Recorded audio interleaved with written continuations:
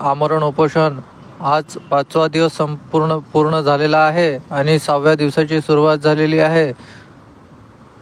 आमरण उपोषणामध्ये मी किशोर चौधरी, माझ्यासोबत असलेले सचिन भाऊ चचाने, तसेच चंदन भाऊ कोहरे, आम्ही तीनही लोक ठाम आहो. पण आमची अजूनही शासनाने कोणतीही दखल घेतलेली नाही आहे आणि त्यासोबतच प्रिंट मीडिया असो किंवा इलेक्ट्रॉनिक मीडिया असो, यांनी सुद्धा आमची कोणतीही दखल घेतलेली नाही आहे. समाजाला मी आव्हान करतो की जर आपले 5 दिवसापासून आम्ही संपूर्ण आमरण उपोषणासाठी इथे बसून असून शासन, प्रशासन आणि इलेक्ट्रॉनिक मीडिया, प्रिंट मीडिया आम्हाला कसलाही प्रतिसाद देत नाही आहे आणि विपक्षमध्ये बसलेले जे नेते आहे ते सुद्धा आम्हाला भेटी देत नाही आहे. आमचा प्रश्न असाच मोडेल का? समाजाला आव्हान करतो की तुम्ही या ठिकाणी आपल्या बाडी बिस्तरा घेऊन कपड्या लत्त्यासहित या ठिकाणी ठिय्या आंदोलन करण्याची आज आवश्यकता आहे. जर असं आपण केलं नाही तर हे आंदोलन लवकरात लवकर मोडीस काढू शकते. मी आव्हान करतो की आपण सर्वांनी या ठिकाणी आपला परिवारातील प्रत्येक एक सदस्य इथे पाठवावा, जेणेकरून हे आंदोलन पेटत राहावं. काही लोक या आंदोलना मोडण्याचा प्रयत्न करत आहे. असं न होता तुम्हीच आमचे लढाई समोर वाढवू शकता. जर असं नाही झालं तर आपली ही लढा इथंच थांबू शकते. परत सांगू इच्छितो की या लढ्याला अंत हा न लागता आपली लढाई खूप लांबी आहे मित्रांनो. आम्ही सक्षम आहो. आम्हाला तुम्हा लोकांची आवश्यकता आहे. तुम्ही घरातून बाहेर निघण्याची तयारी दर्शवावी. माझ्यासोबत असलेले सचिनजी चचाने हे सुद्धा बोलतील.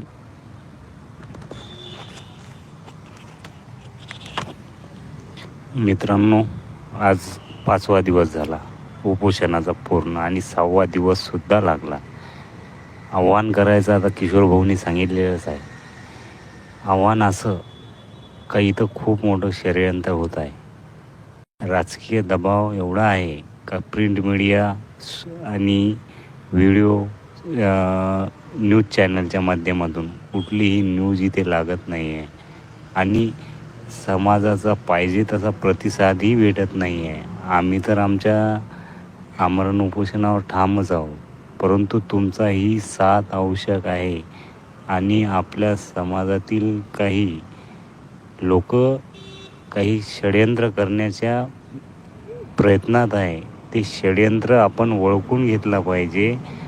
यापुढे आम्ही जी डेअरिंग केलेली आहे आमरण उपोषणाची, यापुढे कुठलाही समाजासाठी कोणी काही करू शकणार नाही. हे खूप मोठा अनुभव येणार आहे.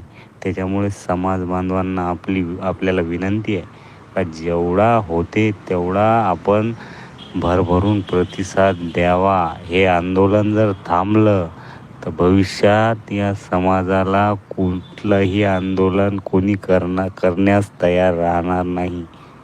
हे असं समजून चला का हा शेवटचं आंदोलन आहे. आपण आमरण उपोषण जरी आम्ही करत आहोत, परंतु बाकी दिशेनं सुद्धा वेगवेगळ्या पद्धतीनं आपल्याला आंदोलन करावं लागणार आहे. या राज्य शासनाची आपल्यावर कुठलंही दखल घेण्याची मानसिकता नाही आहे.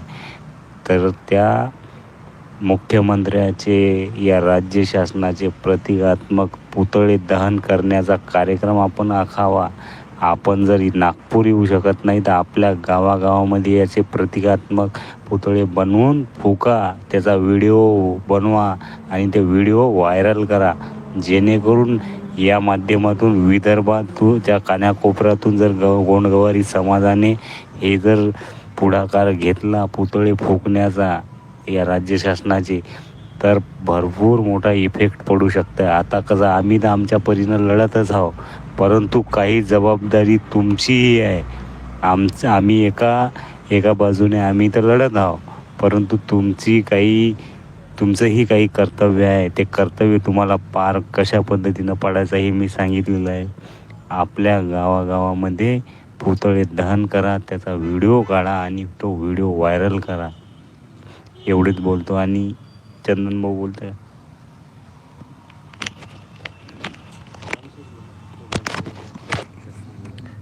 जय सेवा.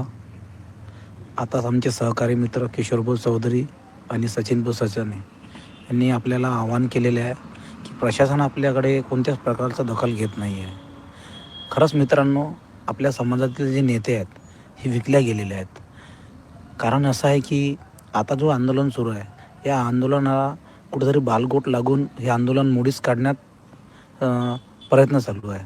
याला कोणत्याच प्रकारचं बालगोट लागून हे आंदोलन यशस्वी कशा प्रकारचे होणार हे सर्व आपल्यावर अवलंबून आहे. आम्ही आपल्यासाठी रस्त्यावर उतरलेलो आहोत. आमच्या जीवाची पर्वा न करता आम्ही तिन्ही उपोषण करते आज 6वा दिवस लागलेला आहे.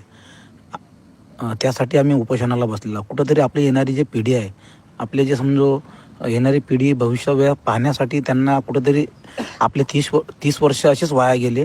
पण पुढचे येणारे भविष्य वाया न जाता आम्हाला सहकार्य करा आणि कुठंतरी आम्हाला प्रतिसाद द्या. आम्ही रस्त्यावरची लढाई लढत आहोत. त्याचबरोबर आपणही आपल्या परिवारातून एक व्यक्ती या ठिकाणी पाठवा. बाकीचे जे लोक गावात आहे, यांनी जे आपण निवडून दिलेले जनप्रतिनिधी आहे, त्यांच्या घरी जाऊन ठिय्या आंदोलन करा. त्यांना वेठीस धरा. जसे ते आपल्या घरी येतात मतदानाच्या वेळेस की बा आम्हाला तुम्ही सहकार्य करा, आम्ही तुम्ही 5 वर्षानंतर तुमचा प्रश्न मांडू. 30 वर्ष असेच बोलता निघून गेलेलं आहे. किती वर्ष तुम्ही त्या राजकीय भरोश्यावर बसणार? माझी सर्व समाज बांधवांना हात जोडून विनंती आहे की कुठंतरी आमच्या लढाला यशस्वी करण्यासाठी आपला सहकार्य महत्त्वाचा आहे. एवढे बोलून मी माझे 2 शब्द समाप्त करतो.